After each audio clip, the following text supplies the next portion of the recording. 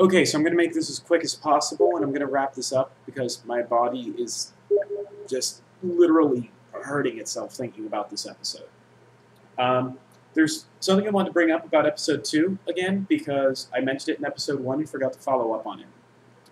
Boba Fett has Jango Fett's helmet, and he puts it down and puts the bomb in it. And where was he holding the helmet? Where did he have it? Did he have it in his bag? So if he had it in his bag, they'd probably wonder why he's carrying around this helmet when they're supposed to have carefully regulated gear. Furthermore, he would have had to have set it before the explosion. But to set it before the explosion, he would have had to put it on the bridge of the ship before it crashed. And if he put it on the bridge of the ship before it crashed, why wouldn't have anyone noticed it? So how did it get there? And how did he have it on him? Anyways, episode 3. So Ahsoka Tano and Plo Koon have to go figure out where Aurra Sing is holding the hostages. After killing one of them, but of course she kills the one that doesn't actually have a name, so she might as well just kill one of the red shirts from Star Trek. So she goes and Plo Koon goes to investigate and get information on where they are. And so he takes her to a titty bar, basically. They're going to do the whole bartender route to figure out information, but they just go to the underbelly of Coruscant and go to a strip joint. There are dancers on poles. This is a show on Cartoon Network. It does not play on Adult Swim. Anyways, so they go to do their little investigation. And Plo Koon goes up to the desk and up to the counter and says he's looking for information. And the bartender says he's not selling any. So Plo Koon puts his lightsaber on the counter. And the guy caves and doesn't tell him anything. He just says he hasn't had he hasn't had any Jedi in these parts in a while. So Ahsoka Tano walks over into a corner, basically, and closes her eyes and tries to give herself pep talks, and suddenly brain powers, can listen to everything going on around her, and is able to comprehend every conversation happening simultaneously like she's fucking Superman. And somehow picks up the conversation of a guy who was talking on a communicator to Steve the bounty hunter, who was at a bar with the other members of the bounty hunter squad, since Aurra Sing took the hostages and went to planet Florina, I kept thinking Florida, but to meet up with her boyfriend, a previous character from the show, whose important value is he had an episode where, I shit you not, captured Obi-Wan Kenobi, Anakin Skywalker, and Mace Windu at the same time and chained them up in his basement cave place. So Jar Jar Binks has to lead a squad of clone troopers to save them. Hopefully I'll get to that episode later. But so they have their information, and they go to chase down these bounty hunters. And the reason why this pisses me off is it's once again Ahsoka Tano, a Padawan, being more Force-sensitive and useful than her master, a trained Jedi for at least 20 years.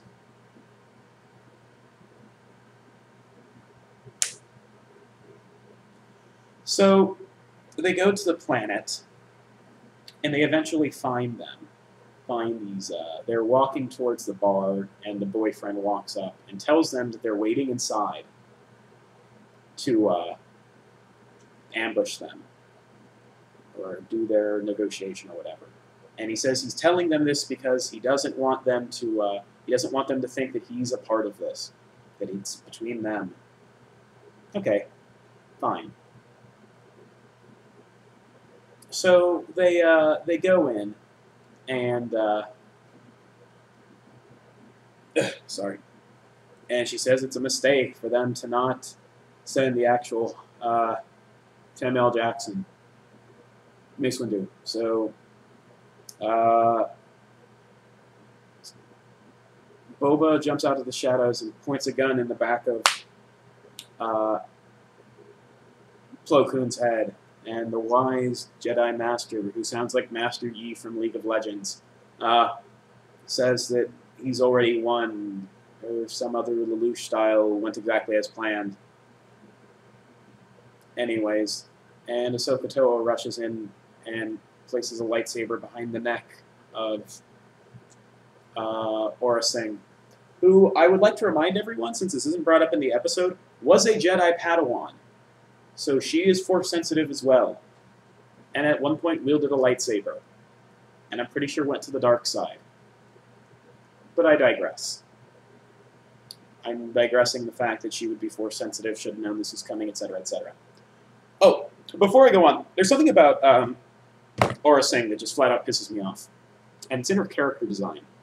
She has completely alabaster white skin, and this massive-ass ponytail that shoots out like behind her head and then comes down in that annoying style, even though the rest of her head's bald, like literally bald.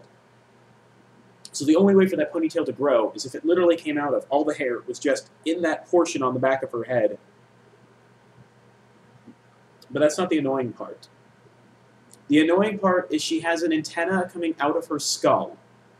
It comes out about right here,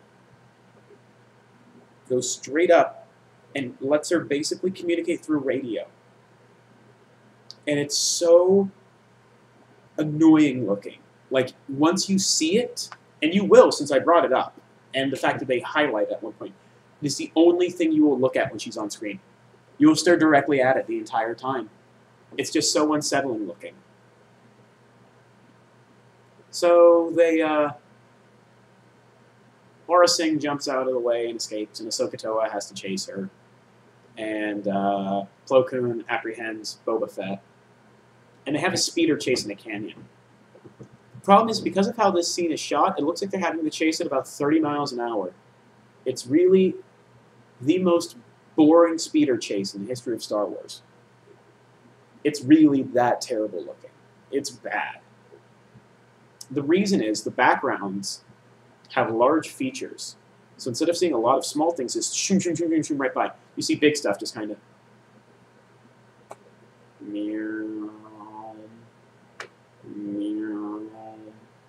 behind them. So it looks like they really are going slowly. So there's a path, and Ahsoka Tano splits off from chasing Aurra Sing and finds the hostages immediately. She just goes out of the canyon in a direction where she would not have been able to see, and finds the hostages. So apparently her Mary Sue powers, in fact, altered reality. So she goes and is able to apprehend the bad guy. Well, not apprehend the bad guy. She's able to get the two hostages. And Aurra Sing escapes after attempting to kill Ahsoka Tano, apparently not knowing of her super plot powers.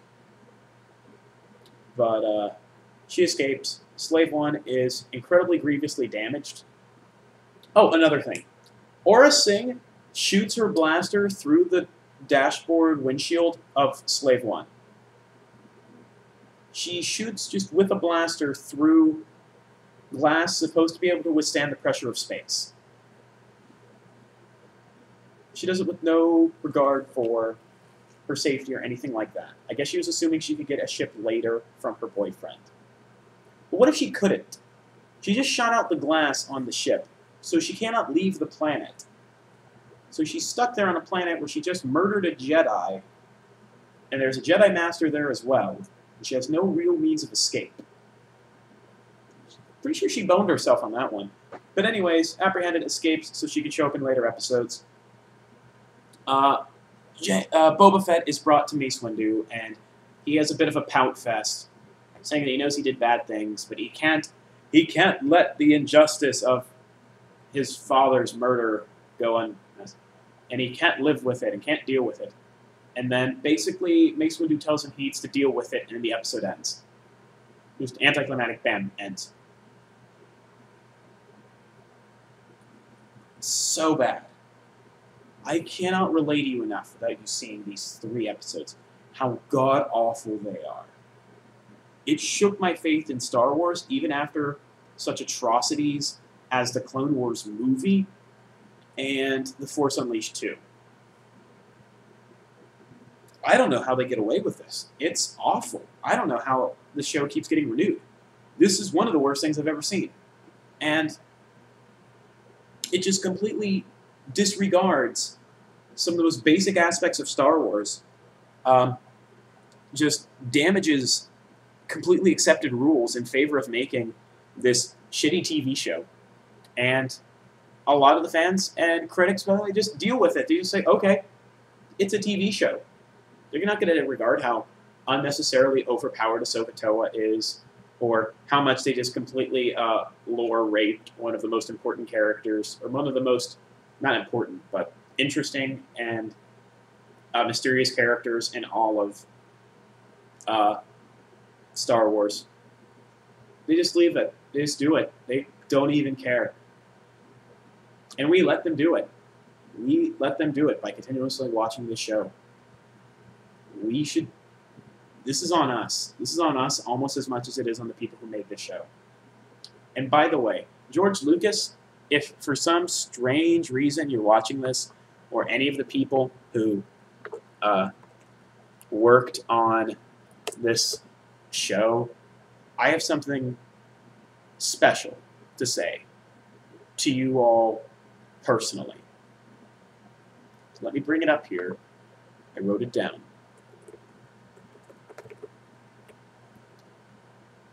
Cast, crew, and people who worked on Star Wars The Clone Wars. What I just watched was one of the most insanely idiotic things I ever witnessed. At no point in your long-running, completely incomprehensible 3-part episode did you make anything even close to a cohesive narrative. Everyone who tuned in and watched the show is now dumber for having witnessed it. I award you no points, and may God have mercy on your soul. Good night, and good luck.